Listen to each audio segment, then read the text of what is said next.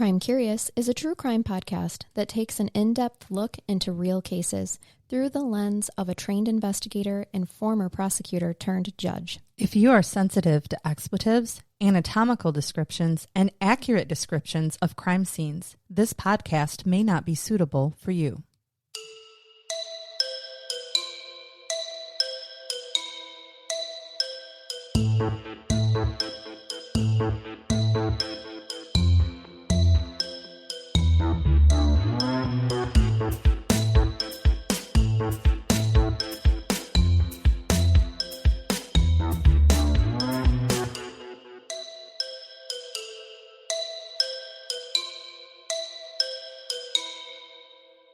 Welcome to Crime Curious. I'm Charnell. I'm Megan. And welcome to another episode of Without Jason. He is at a training. I'm a meanie and made him go to training this week. That's right. You're a good boss. He needs to learn the things, all the things. He's learning all. He's becoming a nationally certified inspector and investigator this week. That's as amazing. well. A training I had to take last fall. Just makes you guys even better at your jobs and even better at your fun job that you don't get paid to do, which is Crime Curious. Yes, exactly. That That is the hope. It's nice. It's a double whammy. Lots of good learning taking place. So yeah, we have a listener case suggestion today. Trav is who we have to thank for today's suggestion, and it's highly controversial. But I know that, and it's been through court. It's been through the court proceedings. I love it when you give me these. Yes. I can pick them apart. And I know why Trav suggested it, because I think that we're both going to have really good ability to explain why things went the way they did and why we understand that the public is upset and why maybe, some laws need to be considered differently. Okay. You're giving me all kinds of things to think about. Horrible case. You're gonna love this terrible, horrible, awful case. Yes. However, let's start with a positive, everyone. Okay. This is a survival case. Yes, we have two victims who both survived. So just sit back and at least take that small piece. Because if they made it through what they went through, we all can make it through the recitation of the case. That's right. And the aggravation that's going to come hearing about the judicial system, okay? Oh, no. Yeah. My people, we must stop. No, well, yes. And okay. Yes, and actually, no. Like, it's going to take some good explaining. So strap in, everybody, because we're going to Stillwater. Got my lucky gavel. Yes, you do. That is adorable. You do have your lucky gavel, and I've got my kangaroo sack. Perfect. We're going to Stillwater, Oklahoma today. Stillwater has small town pride. Okay, we know all about small towns here from where we're at. Everyone knows everyone else's business, or at least thinks they do. Okay. And it's actually because of the small town atmosphere that a second victim in this case is able to come forward. So this is a benefit as well. And this case comes with a trigger alert because it is based entirely on sexual assault, and the people involved are all minors. So I will not be giving any gruesome details of the assault besides what's necessary for you to understand the severity as it relates to the outcome of the case, okay? Because I know we have a lot of survivors out there of sexual assault that listen, and so I'm not here trying to re-traumatize anybody, that's for sure. In 2000, this is a recent case, okay? So I'm going to take you to 2024. Oh, real recent. Mm-hmm. Behind the glow of stadium lights and the chatter of parents in the bleachers, two teenage girls were living a nightmare that no one saw. A rising baseball star, celebrated for his talent and charm, was quietly becoming the center of one of the most controversial sentencing decisions in recent Oklahoma history. This is the case of Jesse Mack Butler, a story about violence, power, and a justice system that told two girls their pain was worth less than a boy's potential. Oh, no. I know that. I think I know this You case. probably do. It's quite recent, but this is why Trav suggested it, too. Okay. Let's start with March 2024. This is when Jesse Butler starts dating a 16-year-old girl whose first name to the public is just Kate. Okay. She has dated Jesse from March 2024 until about September 2024. So roughly 6 months. During this time, it's my understanding that Jesse had turned 17. There were some conflicting media statements on that, just so you know, because later the attorney's office says, oh, these crimes happened when all parties were 16, but others indicated that Jesse had actually turned 17. That's important for later, okay? Kate's parents had a simple rule. Once she turned 16, she could start dating. And at first, her very first boyfriend, Jesse Mack Butler, seemed like the kind of kid any parent would feel comfortable with. He was polite. He came from a well-known local family that I'll get to more about later. He played baseball. He made all the right gestures, bringing Kate flowers, showing up at church with them, and just generally presenting himself as a respectful young man. But a few months into the relationship, things shifted. Her mom, Yvonne, remembers noticing that Kate was suddenly trying to keep herself constantly occupied and then started to drift away, wasn't spending nearly as much time with Jesse, and by the end of the summer, their 6-month relationship was over. Wanting to give her space and not push too hard, her parents didn't immediately ask for the details behind the 16-year-old breakup, right? Right. So at first, they truly didn't know what had happened. However, Kate did confide in a church leader and a school friend. And what she confided was that she had been repeatedly raped and physically assaulted by Jesse Butler. This is during the relationship. This is date rapes type situation. Yes. And she soon finds out that she's not the only one. Another 16-year-old girl, identified by the initials only of LS, had heard what was being said about Kate through the small town rumor mill because she had confided in that school friend, right? Who then felt the need to run her mouth to someone else. Of course, yes. And so because she did that, LS felt comfortable approaching Kate and telling Kate of very similar abuse that she had sustained while dating Jesse. From January 2024 to March 2024. So right, immediately before their relationship. Yes. LS was the first victim, and Kate, not knowing, was the second. The two decided to go together to the school resource officer to tell them what had happened to both of them. If you're not familiar, a school resource officer is a police officer. They are. Yep, that's just assigned to the school. SROs, and typically they're grant funded, and a local county or even state agency can get a grant to go into the schools. Sometimes schools will provide that funding themselves to the local PD and have a full-time or even a part-time police officer or officers on campus. Mm-hmm. So they feel comfortable going to that officer together because there's strength in numbers, right? And I know none of you are new to this information of how difficult it is to come forward with sexual assault, especially for women, right? Well, especially for men too. It happens to men as well. But before I tell you what the court records show in terms of the abuse, I want you to keep in mind that a 6-month investigation had to take place from when it was initiated in September 2024 to March 2025.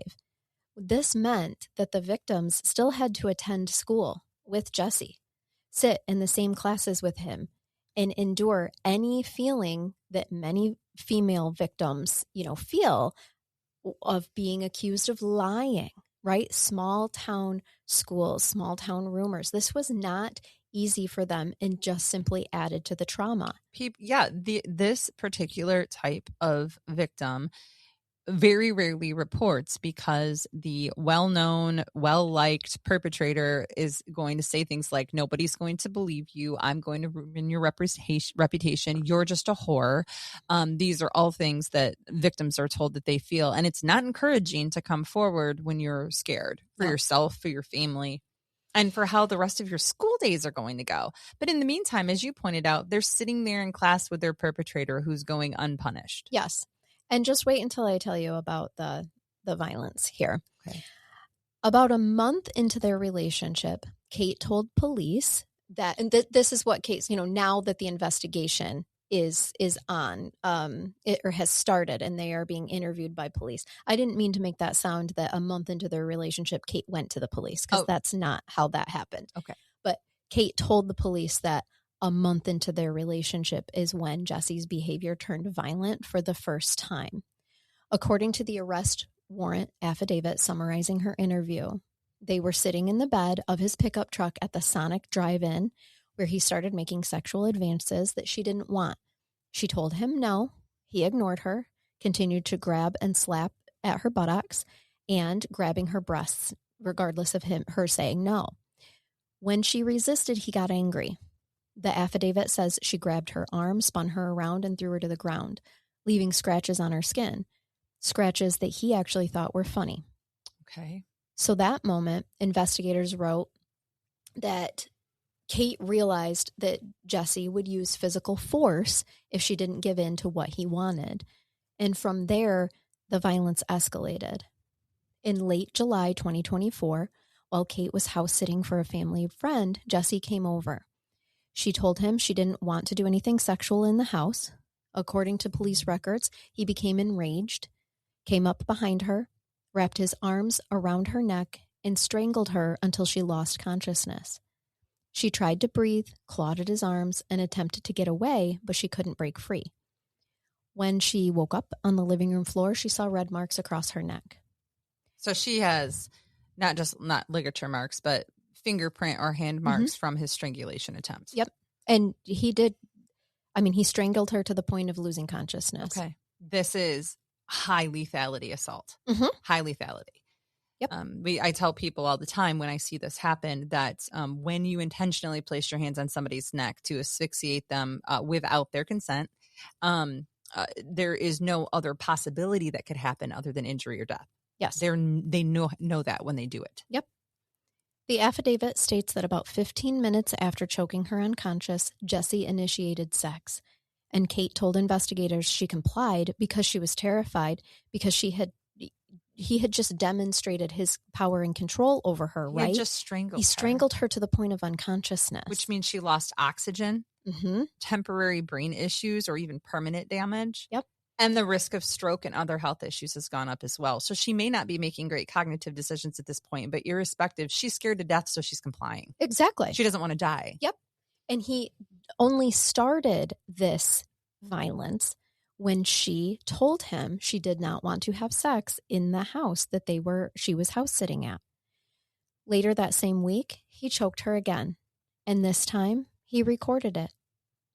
Kate told police that she went along with him out of fear. According to the affidavit, Jesse told her that he wanted to strangle her so that he could film it on his phone and watch later. So he got on top of her to watch her pass out, set up his phone to record, and waited for her to lose consciousness. And she did. Sucker. And he's playing a dangerous game right now, too. Mm-hmm. So he is sexually motivated by asphyxiation, by strangulation. This is scary. This is like a potential serial killer here. Yep. And he knows what the potential outcome can be.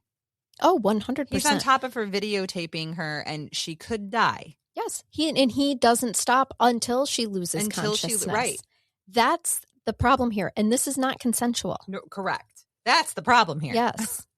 When investigators searched his phone, they found a video dated August 1st, 2024. The affidavit says the footage corroborated Kate's account.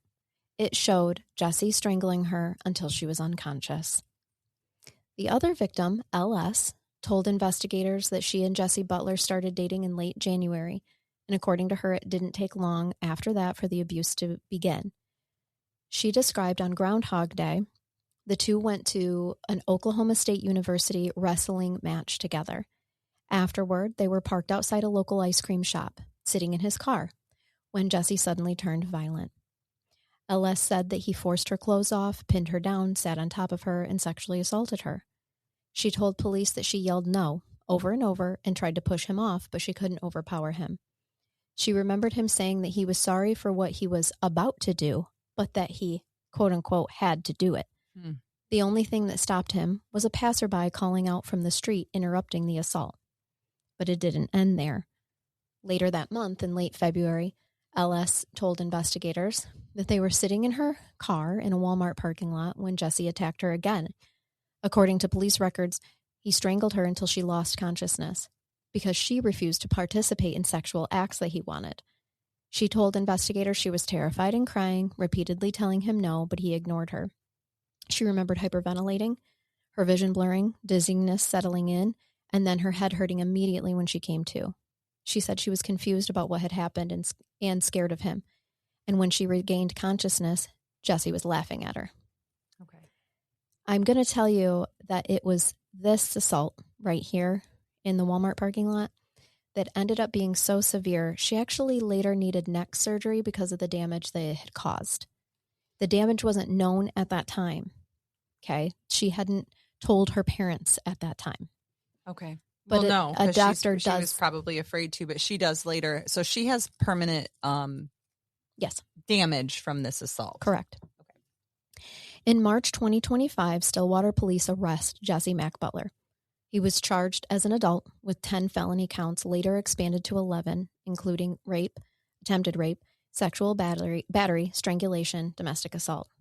If convicted on all counts, he faced up to 78 years in prison. So let's pause here. Okay. We have 2 girls, 11 felonies, nearly 80 years of prison time, right? This is not a he said, she said. This is not kids being kids. There's this proof. Is a violent crime with substantial evidence against him. Exactly, Megan. There is proof. This is the part of the story where I need to tell you a detail that may or may not have influenced the case. I'm going to let the listeners decide for themselves, but the media certainly made the connection. Jesse's father was previously tied to Oklahoma State University, where he was the former director of operations for Oklahoma State University's football team, which if you're not familiar with college football, that's it's a pretty big program. Mm-hmm. This is why Jesse was considered to be from a prominent family that I mentioned earlier, which is just a nice way of saying they're wealthier than most. When you know people, you know people. Right. Then there was a judge, Susan Worthington. She has ties to OSU by way of earning 2 bachelor degrees from there. Okay. Now, did she ever come into contact with the former director of operations for the football team? Doubtful. But the media certainly highlights this, and you're going to find out why in a second. So just keep that in mind, Judge Susan Worthington, okay? Jesse Butler, who was age 16 and 17 at the time of the offenses, was previously denied a request by a judge to be charged as a juvenile, okay, due to the nature and the violence of the crime. Okay, obviously, that's what his defense is going to try to ask for, right? Have him tried as a juvenile. Yeah. And so let me just point out, though, that some cases, specifically criminal sexual conduct portion of them, maybe automatic waiver cases. And automatic waiver cases mean that you don't have to make a request to a judge. The prosecutor can just choose to charge them as an adult. And the defense really doesn't have much by way of an argument to make it occur then as a juvenile case. And then because there are other charges like assault by strangulation, assault GBH, as we would call them here, those aren't necessarily automatic waiver cases. They may be now because we've made a lot of changes legislatively in the past few years. But remember, this was just last year. I know it was, but it doesn't mean that Oklahoma has the same rules or laws that we do in the state of Michigan too. Because another thing that you mentioned that I want to point out to everybody is when you accumulated his total amount of what he might be facing in years, right? So you have a felony, it's punishable by 20 years. You have another felony, it's punishable by 10 years, another by 10, et cetera, to get you to this 80. That does not mean that's what the judge can even sentence to, because we have sentencing guidelines for felony cases in our state, whereby the judge you might have a 20-year felony, but the person scores out at 0 to 17 months. And then if you exceed the sentencing guidelines, you can do that and justify doing that, but they have an automatic right to appeal your sentencing. So just keep in mind that there are rules, unfortunately or fortunately, because I'm sure that it works out fairly in some cases, that judges are kind of bound by. Yeah. Or at least have to consider. Yeah. Yeah. And everything was fine at this initial hearing where the judge, denied his request to be charged as a juvenile. Right. Nope. Sorry. But then in July 24th, 2025, at a hearing, his status was changed to youthful offender by Judge Susan Worthington, granting him the chance for rehabilitation and less severe punishment than an adult would receive, of course. Now, I'm not convinced that just because she obtained 2 bachelor degrees from Oklahoma State University that it means she knew Jesse's dad or cared about the director of operations of the football team. No. But the media certainly cared. I'm sure. And they certainly noticed I have my law degree this. from MSU, but it doesn't mean that I would have some bias for or against, fucking Larry Nassar, Absolutely. right? Like, Mm-hmm. I don't think that in and of itself. And again, I'm going to point out something else that you guys probably aren't going to like. In certain cases, you can charge as automatic waiver, charge as an adult, get all the way through the case, have a conviction, and then the judge can choose to still sentence them as a juvenile. Mm-hmm. And you mentioned youth offender, which almost makes me wonder if it was under HIDA, which is the Homes Youthful Training Act, which is reserved. HIDA, those sentences are typically reserved for like first-time offenders, very young offenders between the ages of 17 and 26. It goes up pretty high now, so that they can avoid a potential criminal record and extensive prison time, aiming for rehabilitation instead. Yes, now, that is exactly what it was. Okay, so this makes sense to me, and I understand people may not like it. And I also will tell you, because I'm not going to say anything disparaging about a benchmate who I don't know why she made that decision. In assaultive cases where this amount of significant injury, those highly weigh against some of those decisions in terms of how I would have made them. Sure. Yes. Yep. This, as you're now starting to put the pieces together, Megan, I see what's happening here. Yes, as to why not just the media, but the community is completely outraged. What doesn't help this is that you actually really hit the nail on the head when you used the words rehabilitation. Yes. Right?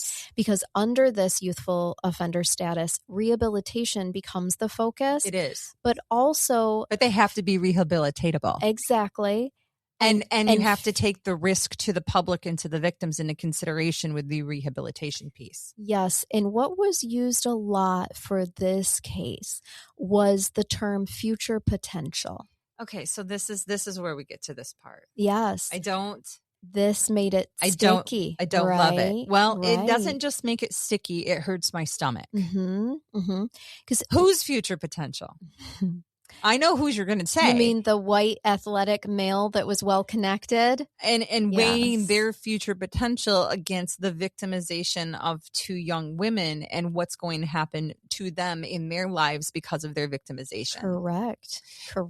This is still, I know this, you find this hard to believe that at the point where we are in society, we as judges should be more informed about these things. But I can assure you from the project that I'm doing and the trainings that I'm receiving, not all judges are getting the trainings that I get. Yeah, they're not going to the conferences that I'm going to. They're managing busy dockets and they're not understanding how the science of this works when it comes to victimization, survivors, advocacy, and outweighing that with a man's future potential. 100%. So I mean, it's soapbox. My gosh. I mean, just the absence of one of our co-hosts today. Not all investigators get nationally certified. No, like what correct. He's, what we were blessed to be able to do and have. So you're going to have investigators out there making really big decisions that don't even carry the same credentials, right? Like that's just how it works. That's how society is. This was ugly for a while because of the white, athletic, male, well-connected. He was a great baseball player. He had his whole future ahead of him. So should we really have these instances when he's quote-unquote rehabilitatable, be on his permanent record, and ruin his future? Yeah. Right. Well, what I would like to see is if in this case they actually did a risk assessment on him, specifically a lethality assessment, because that should all be taken into consideration when weighing that against future potential. It should. Because that's the future potential for risk of harm. Talk about future potential to harm another dating intimate partner again in the future. Mm-hmm. Highly likely in cases where there's strangulation. And as we saw, he's already made an example of this. They get more violent as they accumulate more strangulation incidences until something goes wrong. This is the lead cause of intimate partner death, IPV, which is intimate partner violence leading to death. Yeah. And his statement of, I'm sorry for what I'm about to do to you, but I have to do it. Right. Because I'm a guy and I have needs. And this is how I get my rocks off. My penis needs my hands to strangle you until you pass out so I can be in control. Get my pleasure. And you have completely submitted and are no longer an active participant in this sex. Yes. Exactly. Because that's what I need. It has to happen because that's what I need. Yeah. I'm sorry for what I'm about to do, but I have to. Yep. Oh, now vomit. I know. It's so gross. Trav gave us a doozy here. But I hear these things. I see them. And let me be clear before anybody judges me on it. These are convicted people who've gone through the process. They've had due process. These are the facts in front of me that I have to consider. And so these are the things that I see daily. Yep. Jesse initially pleaded not guilty, but through agreements, which the victims are now saying that they were not told would come with such a lenient punishment that it ends up, we'll get to it in a minute. You don't know. Right. The prosecutor, when they told them what they were offering, and it's nice, I'm glad they did because some prosecutors don't. They just do what they want, but I'm glad that they were consulted at least. Yes, they were.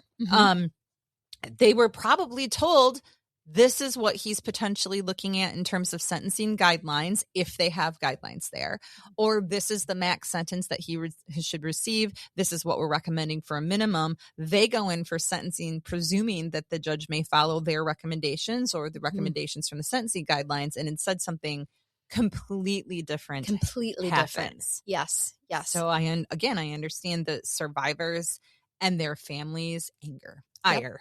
Yeah. Well, just wait. I haven't even told you what it is yet. I already know it's going to be bad. I know. You've set me up. I know it's going to be bad.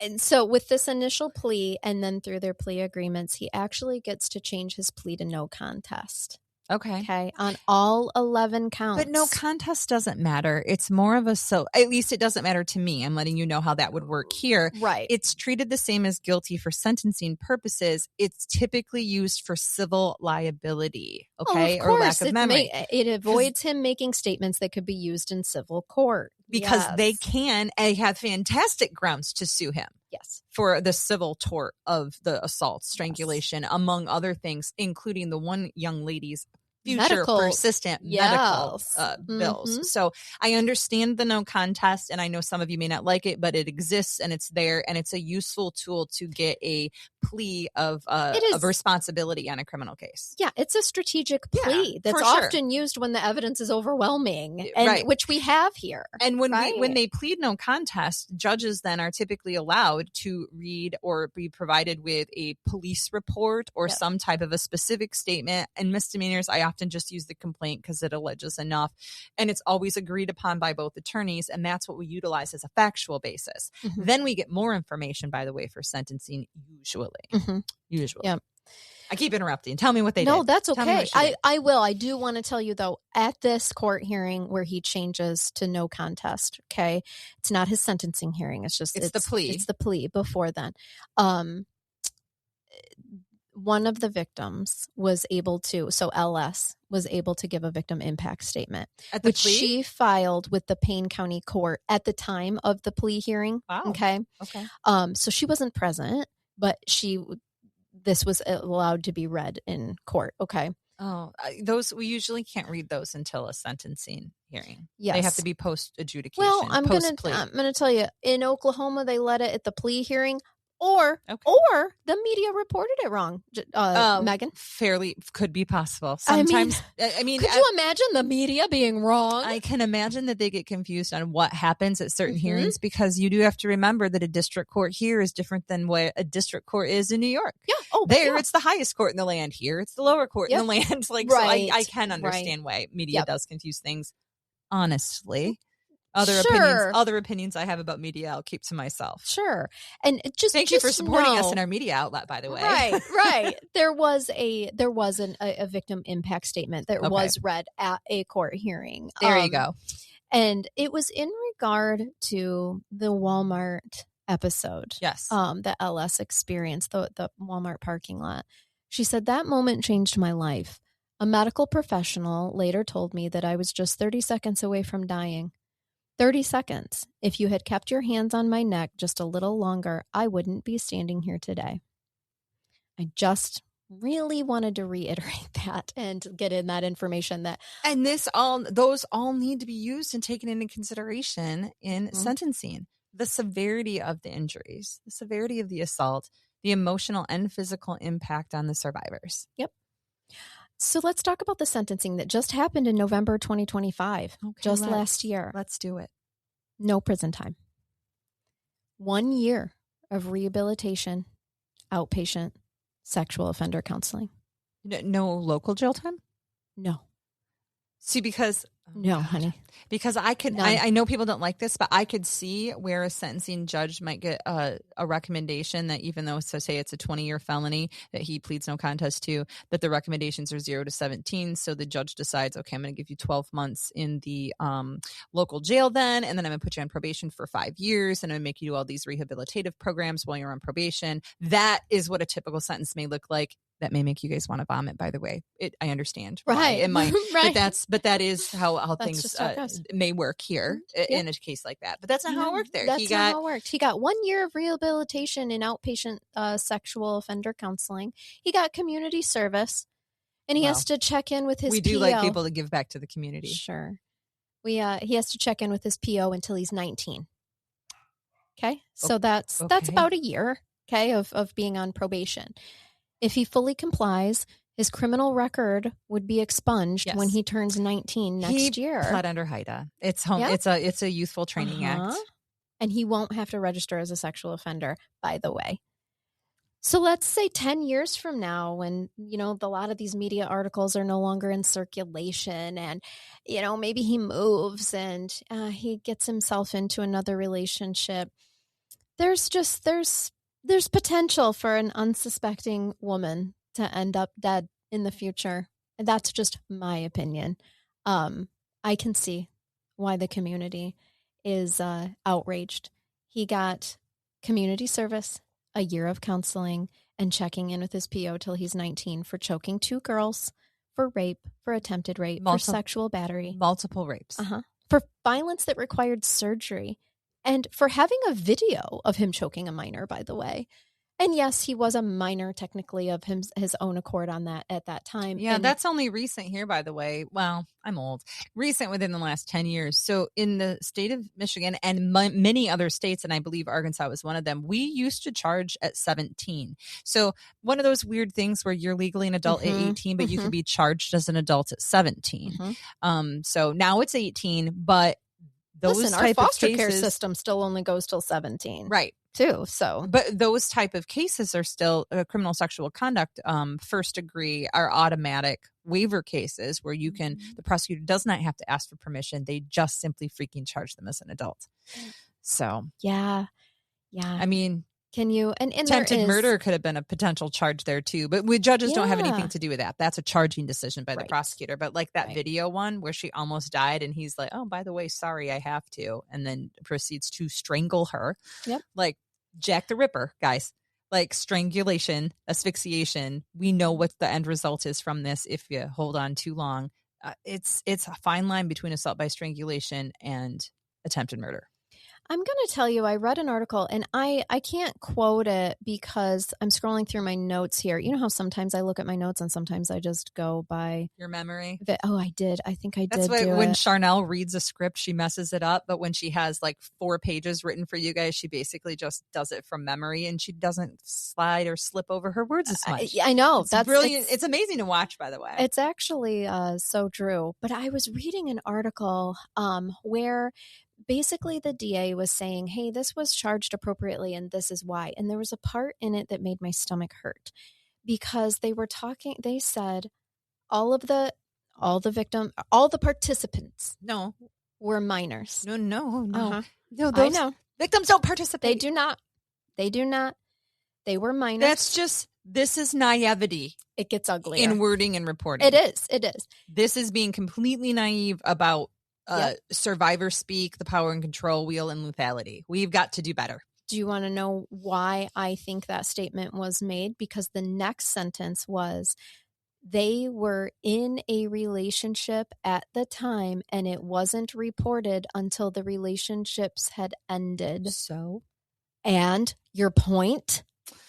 But so that is why they said participants. It just grossed. Oh, yeah. It grossed me out. Okay, I'm going to stand on my soapbox. It doesn't matter. It doesn't matter whether you're dating, whether it's your first date and you're considering dating this person, whether you are engaged, whether you are married, whether you're divorced and just sleeping with your ex. No one has the right to sexually assault you, strangle you, or touch you in any way, shape, or form without your complete consent. Just period, point blank. And even if it happened to you a long time ago, yes, you may have people who treat a delayed report like it's, herpes, but it's not. It's a delayed report, and they call it that for a reason because it's delayed. But you may have a valid reason for it being delayed. I was afraid. Those girls were afraid to get out of the relationship. Absolutely. They were being strangled to unconsciousness and scared to death. They had a very good reason to give a delayed report because it's called wanting to live. Yeah. It's called survival. Yep. Law enforcement has to do better. I did my DV training when I at the ball last year was on this to law enforcement. It was 2 years ago. It's 2 years ago now. But this is what I train law enforcement on all the time. Prosecutors are doing good at getting better at this. Defense attorneys even need to be trained on this. Yes, to appropriately defend their clients, but also so they can understand the survivor impact. Advocacy organizations already know this. Social workers and investigators like you already know this, but judges don't. Right. And it's only recently becoming mandatory training for new judges. It wasn't a mandatory training when I started 6 years ago. Wow. I'll tell you that. There is a mandatory component to intimate partner violence now.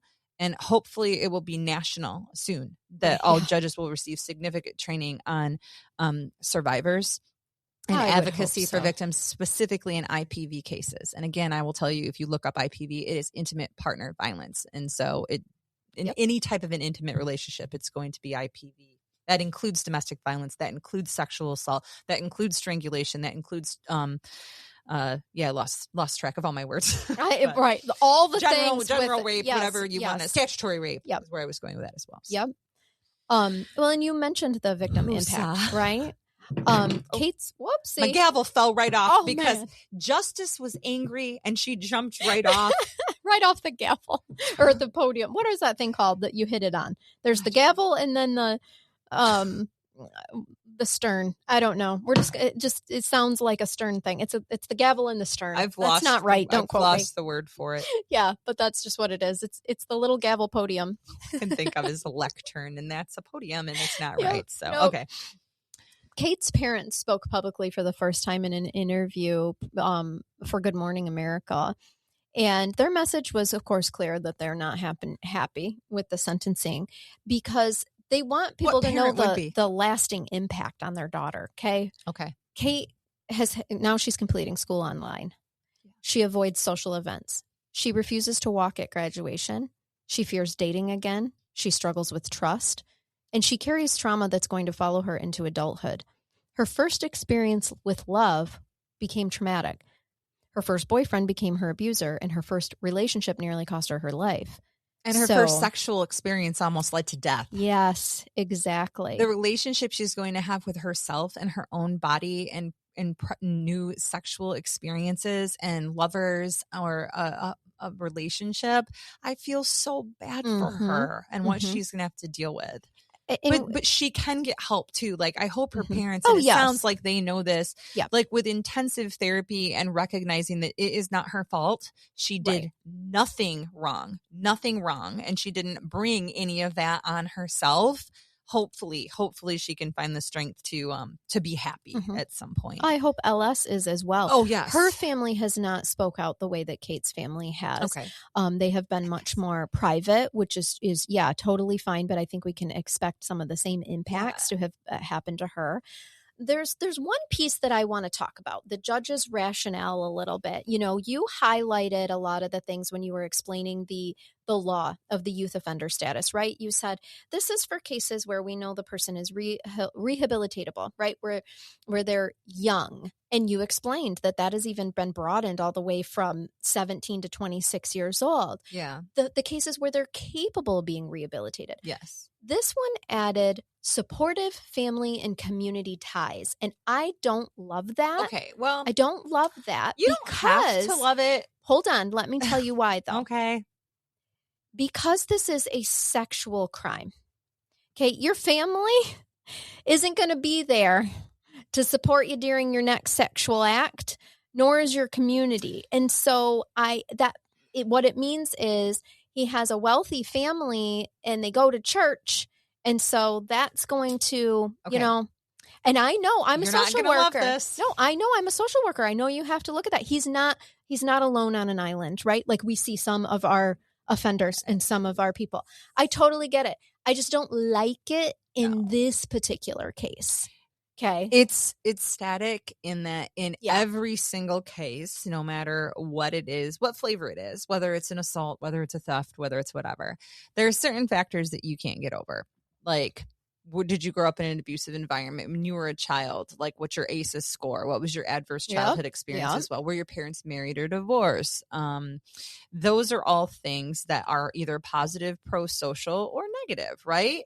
And while I agree with you, don't really have any bearing on whether you're going to reoffend as a sex offender, what they are showing and why they might be mentioned in a report or mentioned by a jurist when sentencing is that it means that it makes them a better candidate for probation than some because they have a support system to encourage them to make sure that they have transportation, that they're going to go, that they don't have any reason to leave the community because they have a supportive family, a place to live, those type of things. They can do the community service, go to the counseling. But I understand that in the context and in comparison to what these young ladies are experiencing, who clearly also have supportive families and great positive pro-social things going on, they've been destroyed in a different way than him.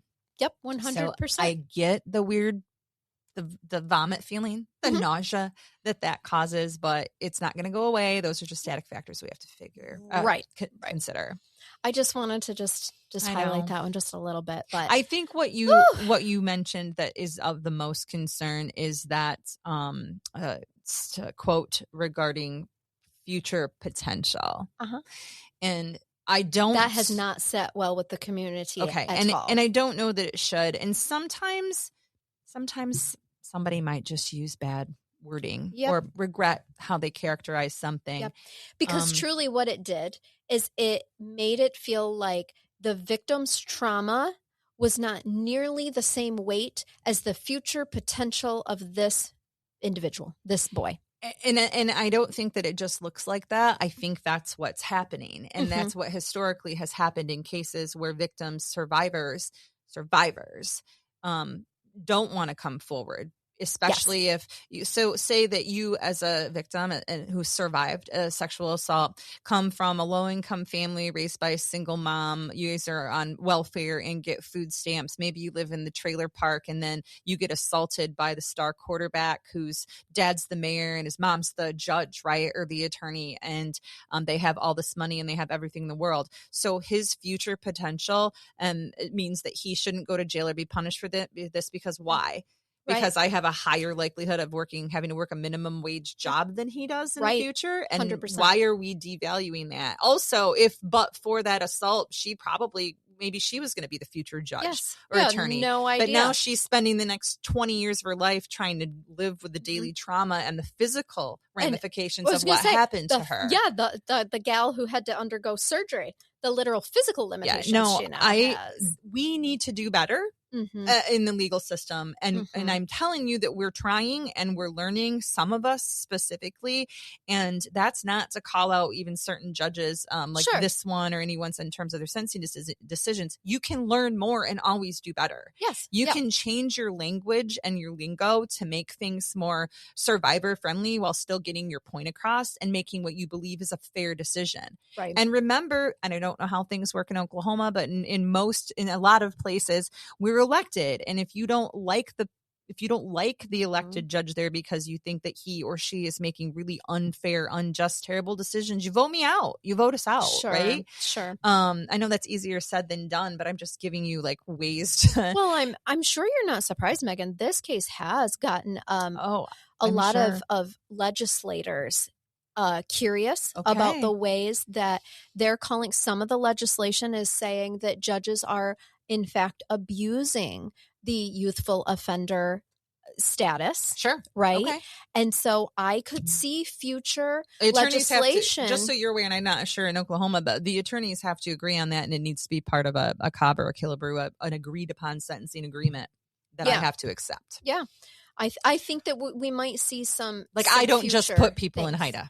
No. I don't just offer Homes Youthful Training Act. Yep. But there are also very appropriate cases where I have made that the sentence or sentenced them under. I should say. Yes, absolutely. That's the thing.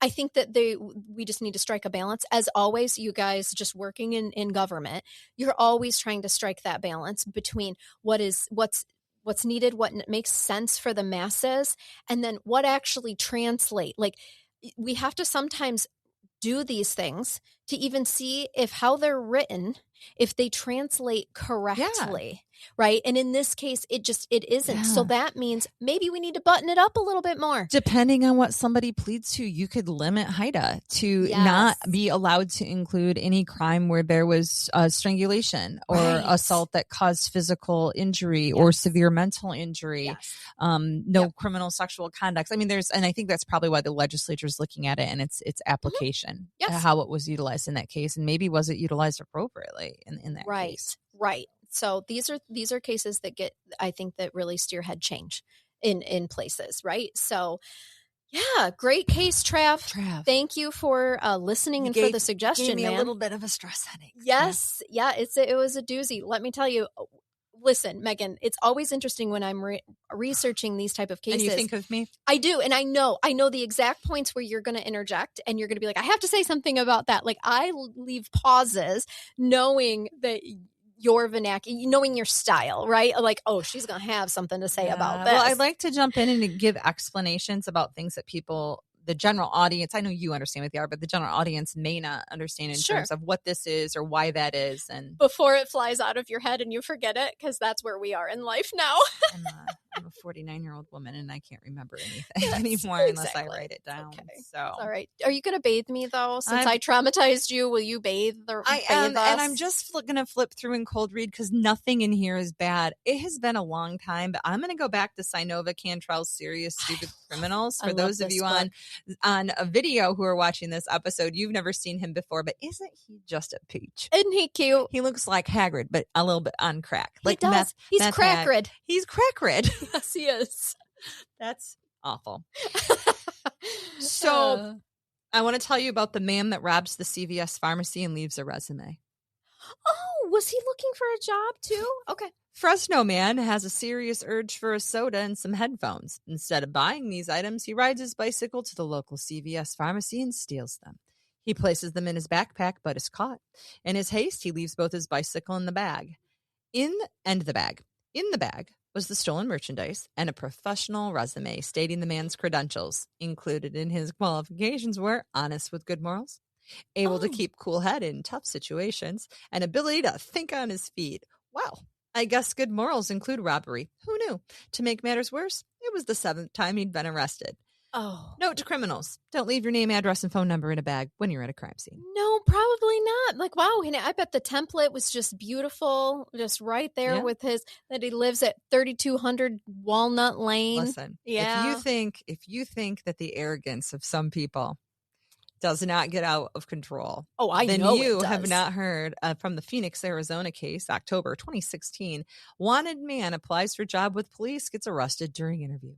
Oh boy, that's a bad day. Here's a level of brilliance in terms of employment opportunities. A 32-year-old bank employee is accused of stealing from his own bank. Okay. A warrant is put out for his arrest, so he's on the run, right? Nope. When a dispatcher job comes up, Mr. Lopez waltzes into the police station and applies for the dispatch job. Of course, he's arrested for stealing $5,000 from the Bank of America. $5,000? Like, if you're gonna do it, do it to where it could actually change your life, not get you through 1 month. 5,000. It's over 1,000's a felony. So, right. Like, so there you go. Dude. Oh. This would happen to me if I was a criminal. Charnell, have you ever gone into the gas station and paid for gas and then driven away? Oh my gosh, I have not. I have been scared that will happen. I've had to go back and go, I drove off and they're like, we know. Yes. And I wish I could tell you it's only happened once. I've done it like twice. Okay. Okay. All right. Thief robs gas station, gets caught because he forgot to get gas. The title tells the story. This future Nobel Prize winner robs the gas station and steals everything he needs except for gas. He's caught when his car runs out of gas a couple of miles down the road. Only a couple of miles. He didn't make it real. I have a funny story about my friend Jess who listens sometimes. I love friend Jess. Tell me something funny about her. Well, and it's about stealing gas on accident. Okay. And also shout out to the fact that she just went on a road trip last weekend with her husband, who we're dear friends with, and made him listen to the podcast. Oh, he had never listened before? Sorry, Sam. And literally he was like, are we really going to listen to Charnell's voice for the next hour? And mine. Yep. And yes. And Megan's. And mine. And Jason's. It's fine. Depending on which episodes they listen to. Sometimes he shows up. That's true. And so her and Sarah, her sister, who's a listener, shout out to Sarah as well. They made friend Sam listen to us. Is he a fan now? He will never admit it, but I think he liked it. She listened to Bring Back Family episodes. He'd be a fan. Yes. And you should all tune in and listen to those too. So tell me about how she's a gas thief. She's so funny. She did what everyone fears doing. She thought that her card paid for the gas, and she pumped gas and she drove away without paying. She didn't know until one of her BFFs saw her picture hanging. And this is our common gas station, guys, like small town. Everybody knows everybody. Okay. Her picture from the day she stole the gas is behind the cashier, and one of her BFFs is like, I know that woman. Like, why that she would never steal gas. Yeah, she would never do that. I'll pay for her gas. She did. She was just like, please take that down and I will pay for her gas.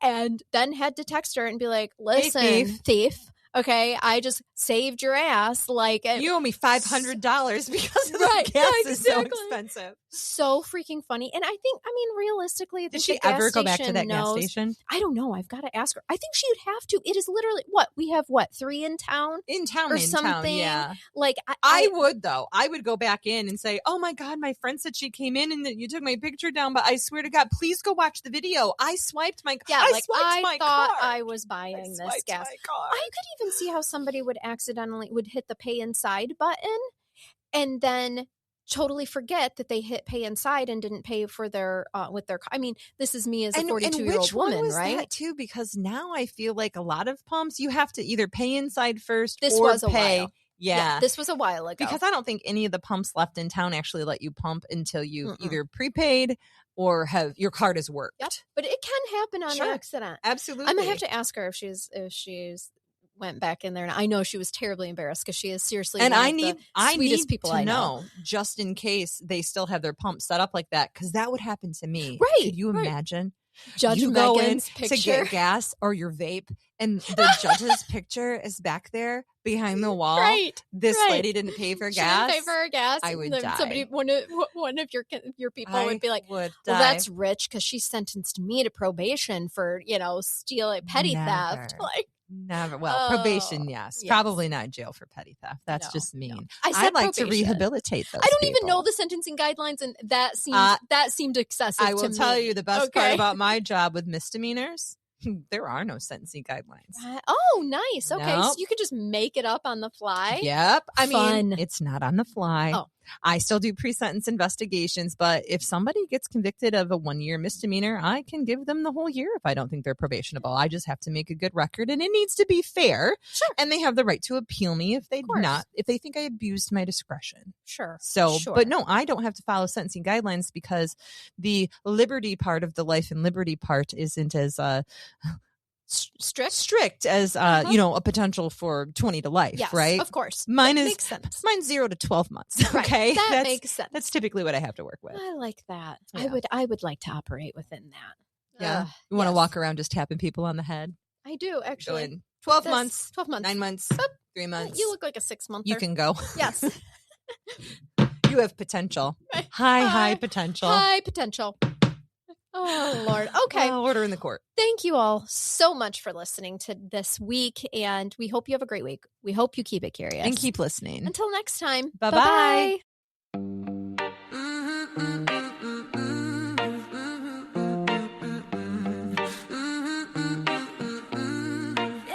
Yeah.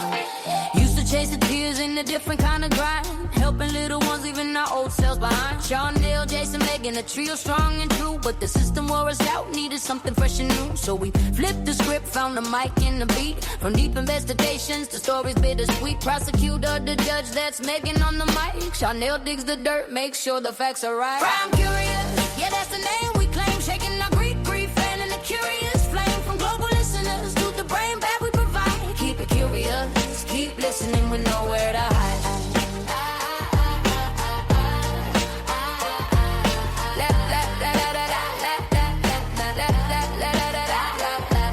Jason's got the wisdom and the jokes to make us smile. Keeps the energy flowing for every single mile. We dive into the dark where the mysteries reside. Unraveling the truth with nowhere left to hide. Laws and evidence, Megan lays it down with grace. While Charnell's deep research, that's the compelling page. Crime curious, yeah, that's the name we claim. Shaking our grief, fanning the curious flame. From global listeners to the brain bag we provide. Keep it curious, keep listening with nowhere to hide.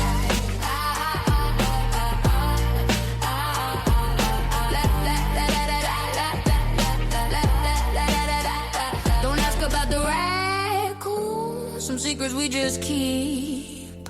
But every week we're digging secrets buried deep. For every mind that wonders, for every soul that seeks, we're here to break it down in our crime curious speaks. Crime curious, yeah, that's the